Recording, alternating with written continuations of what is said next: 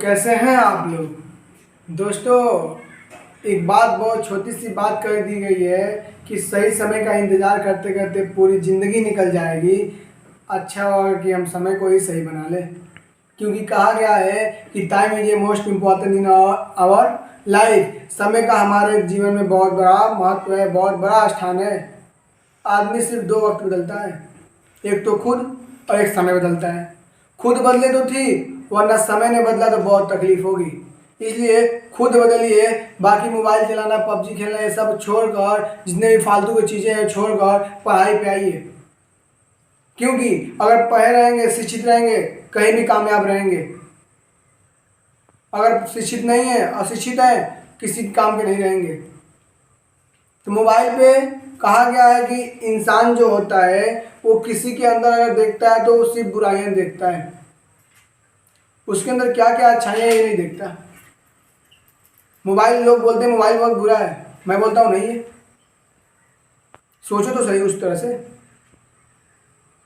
Mobile पे जो game खेलेंगे, मूवी देखेंगे, फिल्म देखेंगे, खराब चीज़ें देखेंगे, उनके लिए तो बुरा ही है ना। मोबाइल से जो पढ़ेंगे, कुछ नया सीखेंगे, कुछ बनने चाहेंगे मोबाइल से, उनके लिए मोबाइल क्या है, किसी किताब से कम है? नहीं। तो अगर आप सीखना चाहते हैं तो मोबाइल से जुड़ना है तो मोबाइल से जुड़िए, बुक से जुड़ना है तो बुक से जुड़िए, लेकिन घुमाई बंद करना पड़ेगा। ये बलिदान देंगे तब पढ़ने में कामयाब होंगे, तब आगे कामयाब होंगे। अगर आप सोचेंगे भैया हम घूम लेंगे, ये कर लेंगे, वो कर लेंगे, फिर पढ़ भी लेंगे, नहीं संभव है। क्योंकि हमारा माइंड जो है बोलता है भैया हमको यूज करो जितना यूज करना है, लेकिन एक समय पे एक ही काम में। जो काम हम करें उसको परफेक्ट तो कर लें, तब हम आगे बढ़ेंगे। हम पीछे आगे से पढ़ाते जाए, पढ़ाते जाए, पढ़ाते जाए, आप पीछे से भूलते जाए, भूलते जाए, कोई फ़ायदा नहीं। क्या फ़ायदा पढ़ने का, माँ बाप का पैसे बर्बाद करने का, ड्रेस अच्छा पहनने का। मैं बोलता हूँ बार बार बच्चों को, क्या बोलता हूँ कि अच्छे ड्रेस पहनने से, अच्छे स्कूल में एडमिशन करा लेने से, अच्छे बाइक साइकिल से जाने से, अच्छे जूते पहन लेने से पढ़ाई नहीं आने वाली है। अच्छी किताबें खरीद लेने से पढ़ाई नहीं आने वाली है। पढ़ाई एक ही शर्त पे आएगा, जब आप पढ़ना चाहेंगे। इसलिए पढ़ाई के क्षेत्र में एकदम डूब जाइए भैया। जितना आप मेहनत से इस समय पढ़ेंगे ना, इसका फल आपको आने वाले समय में मिलेगा। खुद रियलाइज कर लीजिए आप कि जब थोड़ा बहुत हाई स्कूल तक आप पढ़े लिखे हैं, चार लोग के बीच में जाते होंगे, आपकी कुछ ना कुछ रेपुटेशन बनती होगी, भैया हाई स्कूल तक पढ़ा है बंदा, हाई स्कूल में 80% 90% आए थे इसके।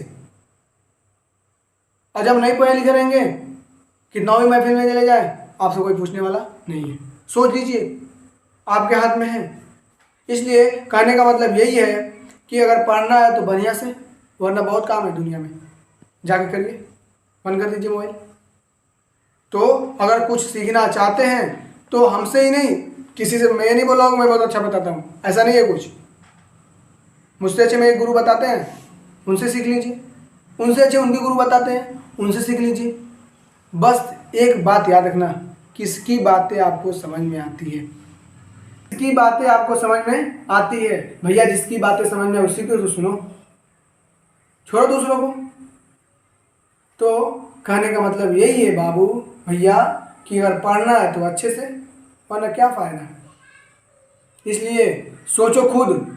अरे आप देखो, दुनिया में आपको सिर्फ एक ही शख्स बदल सकता है, वो भैया वो आप हैं। आपके अलावा आपको कोई नहीं बदलने वाला है, कोई भी नहीं, टीचर्स भी नहीं, भगवान भी नहीं। आपको बदलने वाला सिर्फ आप ही हैं, अल्लाह गॉड, भगवान कोई नहीं बदलेगा आपको। तो जब हमको बदलने वाला भैया मैं खुद हूँ, तो मैं खुद को बदलूँ क्यों नहीं। मैं बताता हूँ भैया, अपना गलतियाँ लिखो और अपने गलतियों को सुधारो। जो शख्स अपने अंदर गलतियाँ नहीं देख सकता वो बस दूसरों में गलतियाँ देखेगा। भैया अपने अंदर गलतियाँ देखो, आज लिखो लो कॉपी कलम सब लोग, और लिखो अपनी गलतियाँ। 5 गलतियाँ लिखो ईमानदारी से। जब पाँच गलतियाँ सुधार लो अपनी, लाइफ चेंज। सुधारो सिर्फ 5 गलतियाँ, सुधारोगे, सुधार लोगे, डेफिनेटली लाइफ चेंज। नहीं सुधारोगे, जहाँ हो वहीं रह जाओगे।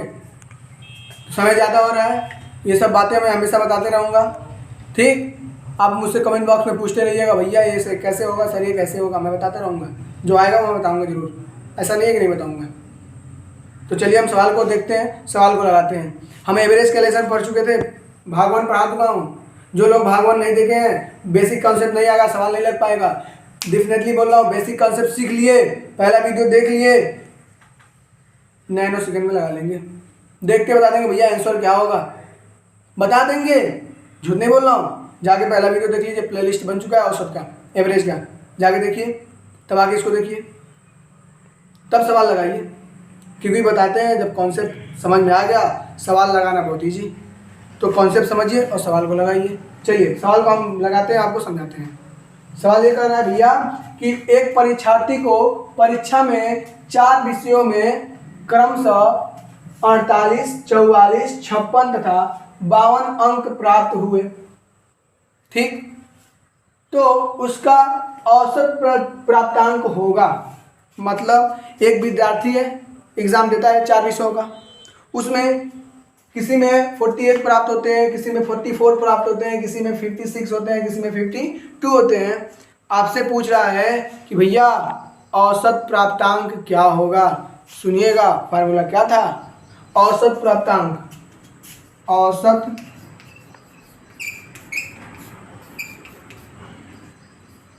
प्राप्तांक बराबर, औसत प्राप्तांक बराबर भैया पाया कितना है और कितने में पाया है, कितने मतलब नंबर में नहीं, कितने विषयों में पाया है। पाया कितना है सबको जोड़ लो, 48 पाया है, 44 पाया है, और क्या पाया है 56 पाया है, और 52 पाया है। अब कितने विषयों में पाया है, 1 2 3 4 विषयों में, 4 से भाग कर दो, सबको जोड़ोगे तो आएगा हमारा 200/4, जोड़ लो, 6 2 8 4 12, 12 8 20 के 0 हासिल 2, 5 5 10, 10 4 14, 18 2 20, 200, 4 से जब भाग देंगे आएगा हमारा 50 आंसर। यानी कितना इजी था, ऑप्शन नंबर 50 कहाँ पे, हाँ चौथा ऑप्शन हमारा सही है। इजी है, उतारिए स्क्रीनशॉट लीजिए। चलिए इस क्वेश्चन को जरा देखिए गौर से, ध्यान से देखिए, पढ़िए ध्यान से। कहते भैया 10 से नीचे की सम संख्याओं का औसत होगा। वो क्वेश्चन बहुत ईजी है। क्या कह रहा है कि 10 से नीचे की सम संख्याओं का औसत होगा। अरे 10 से नीचे कौन कौन पहले सम संख्या आती है देख लो तो। सम संख्या मतलब समझ रहे हैं, इवन नंबर भैया, दो से कट जाएंगे, 2 के टेबल में आए तो 10 से नीचे ना, कौन 10 से नीचे, 10 तक नहीं बोल रहा है, 10 से नीचे बोल रहा है, ध्यान सुनिएगा। 10 से नीचे कौन कौन होगा, 2 होगा, 4 होगा, 6 होगा और 8 होगा। भैया 10 को नहीं लेना है, 10 से नीचे बोल रहा है क्वेश्चन जो बोले वही करना है, वरना जल्दी होगी। तो 10 से नीचे कौन है, 2 4 6 8। अब इसी का औसत बताना है, क्या करेंगे, औसत के लिए औसत कुल योग बटा कुल संख्या,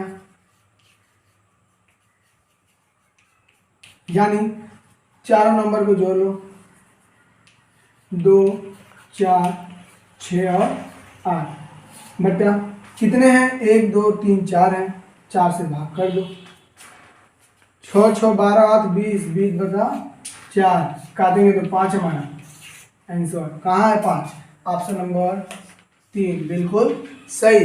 क्वेश्चन को देखिए, स्क्रीनशॉट लीजिए, समझिए। पहला क्वेश्चन को देखिए तो क्वेश्चन बहुत बहुत बहुत ईजी है, थोड़ा सा कन्फ्यूजन करने वाला है, उस कन्फ्यूजन को दूर कीजिए। क्वेश्चन को पढ़िए तो कर भैया 2 3 6 का औसत प्राप्त करने के लिए योगफल में कितने से भाग देना होगा। सब लोग जानते हो क्या सोच रहे होंगे, भैया इनमें से कोई नहीं, यही सोच रहा होगा ना। क्वेश्चन के जवाब पढ़ते हैं कि 2 3 6 का औसत प्राप्त करने के लिए योगफल में भाग देना होगा। क्या होता है, औसत बराबर कुल योग। तो योगफल में किससे भाग देते हैं भैया, जो संख्या रहती है, को संख्या दिया है, 1 गो 2 गो 3 गो, 3 से भाग देना होगा, ऑप्शन नंबर बी। कितने लोग सोच रहे थे इनमें से कोई नहीं, उसका कोई नहीं है, उसका ही गलती है, इसलिए जल्दबाजी में नहीं। क्वेश्चन बहुत ईजी था भैया, 2 3 6 का औसत प्राप्त करने के लिए योगफल में किससे भाग देना होगा भैया, जो को संख्या तो उससे भाग, 3 संख्या तो 3 से भाग, बस उतारिए स्क्रीनशॉट। इस क्वेश्चन को जरा गौर से पढ़िए और पढ़ने के बाद सुनिए, पढ़ने के बाद इसको कॉपी में नोट कीजिए, क्योंकि क्वेश्चन थोड़ा सा बड़ा है तो इसका आंसर भी बड़ा होगा, तरीका भी बड़ा होगा, अलग भी होगा। सुनिए क्वेश्चन क्या कहता है कि भैया x + 3, x + 6, x + 9 x + 12 x + 15 का औसत यदि 15 हो तो प्रथम 3 पदों का औसत कितना होगा। प्रथम 3 पदों का औसत पूछा है तो सबसे पहले ये बताइए, सुनिए सुनिए सुनिए, सबसे पहले हमको x का मान निकालेंगे तभी ना नंबर मालूम होगा कि प्रथम 3 नंबर कितने होंगे। इसलिए x के मान निकालने के लिए सुनिए क्या कह दिया है, ध्यान से सुनिए। यहाँ पे इतना का औसत 15 दे दिया है, यानी औसत बराबर क्या होगा, इधर चलते हैं, औसत बराबर भैया कुल योग बटा कुल संख्या, यही होता है ना। कुल योग कितना दिया हो 15, कोई औसत दिया है 15, कुल योग सबको जोड़ दो 3 + x + 6 + x + 9 + x + 12 + x + 15, सबको जोड़ने के बाद कुल कितने हैं, 1 2 3 4 5 से भाग कर दो। तो देखना ध्यान से, ये 5 इधर मल्टी डिवाइड में, इधर आएगा तो मल्टीप्लाई में, तो 15 × 5 = 75 हो जाएगा, बराबर 1 x 2 x 3 x 4 x 5 x, तो 5 x + 6 3 9 9 9 18 18 12 30 30 15 45, 45 हो गया। 45 इधर प्लस में है, इधर आएगा तो माइनस में, यानी 75 - 45 बराबर 5x, 75 में से 45 घटाएंगे 30 आएगा, बराबर 5x, 5 × 6 = 30, यानी x की वैल्यू आई हमारा 30। अब जरा सुनिए सुनिए सुनिए, अभी आंसर 6 नहीं हुआ, अब आगे क्वेश्चन कर लो। अभी तो हम x की वैल्यू निकालेंगे, अब x की वैल्यू 6 आ गया ना, अब मालूम करेंगे भैया पहला दूसरा तीसरा तीनों नंबर क्या है। तो x की वैल्यू अगर 6 है तो पहला नंबर होगा हमारा 9, दूसरा कितना होगा 12, तीसरा कितना होगा 50। अब इसका औसत बताना है, तो औसत ले लिए, औसत बराबर वही भैया कुल योग बटा कुल संख्या, कुल योग बटा कुल संख्या, कुल योग कितना है, जोड़ दो तीनों को, बटा कुल संख्या कितना है 1 2 3, कितना होगा 12 और ये 27, 27 9 36 बटा 3, 12 3 36, 12 हमारा आंसर। ऑप्शन नंबर 12 है क्या, हाँ ऑप्शन नंबर पहला हमारा बिल्कुल सही। बस क्वेश्चन लंबा था, उतारिए इसको समझिए। तो आपको ये वीडियो कैसा लगा कमेंट बॉक्स में जरूर बताइएगा भाई, क्योंकि आप बता देते मोटिवेट होते हैं, जितना मोटिवेट होंगे आपको उतना ही अच्छे अच्छे वीडियो ला के देते रहेंगे। इसलिए आप जितने भी औसत का बताए हैं, इसका 2 वीडियो बन गया, 2 वीडियो में पूरा औसत खत्म। अब जब कभी भी हमको किसी एग्ज़ाम का सवाल मिलेगा हम आपको आगे बताते रहेंगे औसत के प्ले लिस्ट में। और हाँ, चैनल को सब्सक्राइब नहीं किए तो सब्सक्राइब कर लीजिए, बेल आइकन दबा के नोटिफिकेशन में रखिए, क्योंकि बेल आइकन दबाए रहेंगे नोटिफिकेशन मिलता रहेगा। और इस तरह के वीडियो हम आपको आपके लिए डेली प्रतिदिन लाते रहेंगे। इसलिए 4-5 दिन तक थोड़ा सा डिस्टर्बेंस आ गया, इसलिए वीडियो नहीं बना पाए, इसलिए सॉरी तहे दिल से, क्योंकि थोड़ी दिक्कत आ गई थी, हमारे कैमरामैन कहीं चले गए थे, इसलिए वीडियो नहीं बन पाया है। तब तक के लिए एंजॉय कीजिए। जय हिंद जय भारत। जी